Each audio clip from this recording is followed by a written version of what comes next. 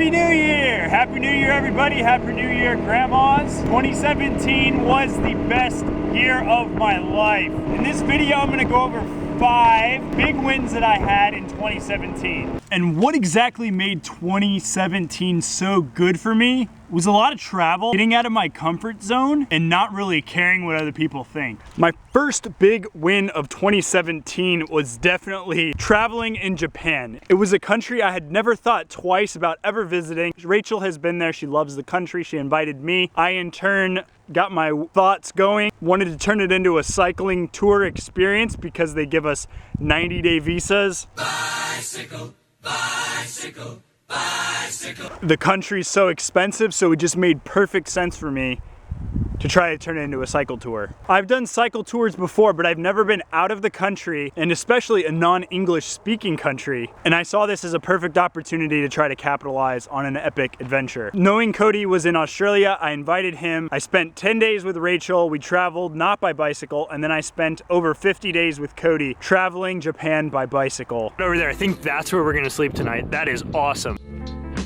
Japan and your architectural park structures. Thank you very much, Japan. We love Japan. I am a firm believer that cycle touring, bicycle travel is one of the best ways to travel because it immerses you in the environment. You become one with smells, with the atmosphere, with the sounds.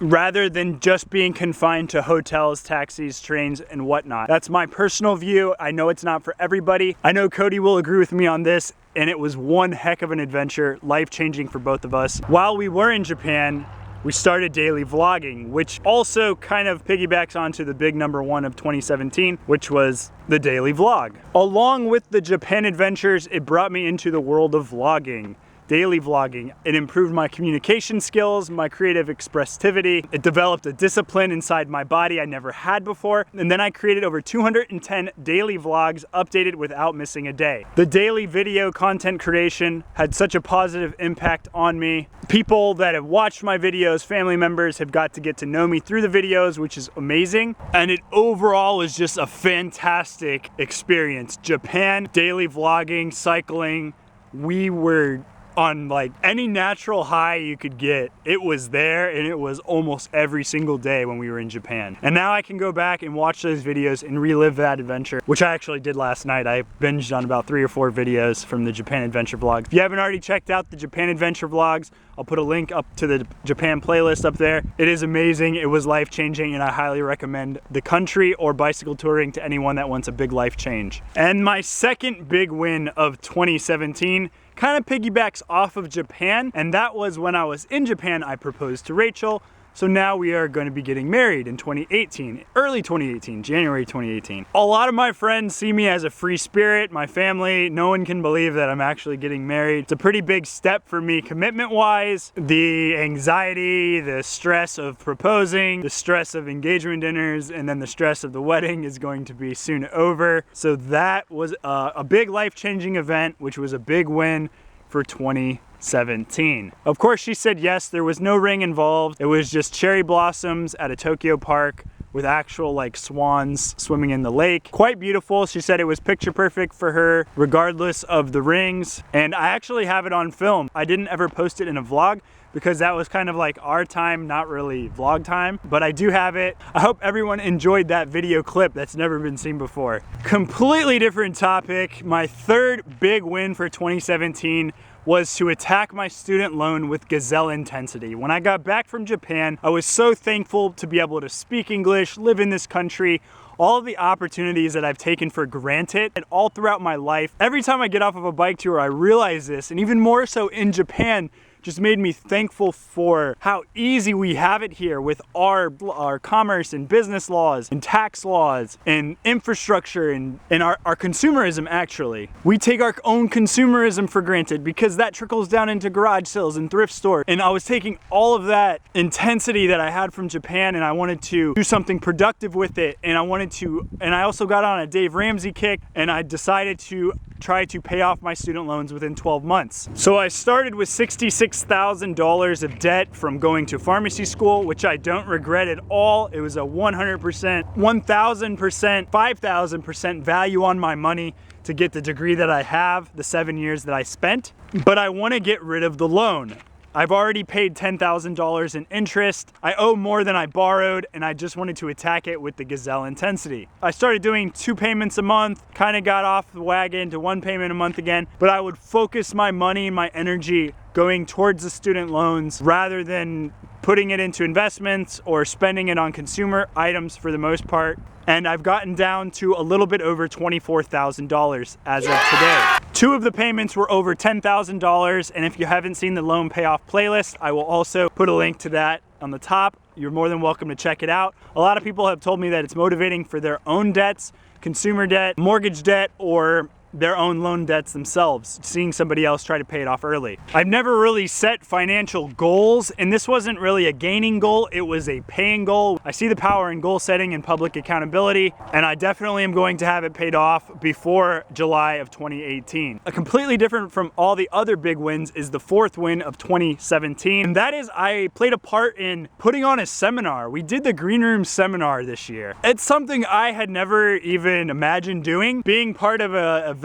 where we schedule speakers, we screen them, we practice with them. People come, they learn, they enjoyed it, they had fun. We heard so many good things about it, and I was able to be a part of planning that, which was a huge win for me. It was a huge win for Chris and Steve as well. None of us have ever done a seminar before, so it's mind-blowing how it could grow like 4 or 5 years down the road even. We've had an event every year in Austin, Texas, but none of them were actually a structured seminar. It was nerve-wracking, which gets me excited for whatever we're going to be doing in 2018. This year at the seminar, I was in such a better mental state. I remembered everybody's name that I met. It was great. It was really good. It was a really great time. It was better than all the other meetups, and I feel like it's just going to get better from here on out. But enough about seminars. My 5th big win for 2017 was this idea of reading a book a month, which I almost completed, but I did fall a little bit short. The books that I did read this year: The Success Principles, 7 Habits of Highly Effective People, How to Win Friends and Influence People, The Dave Ramsey Complete Guide to Money, The Millionaire Next Door, The Richest Man in Babylon. I actually listened to that as an audiobook on the way to the Philippines. Who Moved My Cheese and The Present, The Compound Effect, Russell Brunson's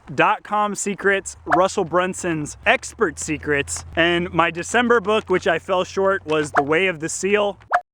2 of the books were really short, so I read them in 1 month, The Present and Who Moved My Cheese. So technically I did read 12 books this year, but I didn't do it on my own goal or my own schedule that I wanted to, so I did fall a little bit short. But a 12 out of 13 percentage or whatever to me was a win. Reading the books a month actually contributed to 2017 being the best year of my life. I will leave a link in the description to the books on Amazon or to wherever I got it for free. I'll put a book list in the description if you're interested in that. I recommend all of them except for The Richest Man in Babylon. I really didn't like. It could have been because I was flying when I was listening to it. The Millionaire Next Door was okay, but I highly recommend reading all the other ones. Definitely life-changing thoughts, ideas, and themes in those books. I will continue to read 1 book a month in 2018. They might be more relationships or spiritual books rather than money and business books. It was an amazing contributor to how good my 2017 was. I'm gonna rapid fire some other wins I had in 2017. I didn't drink a drop of alcohol,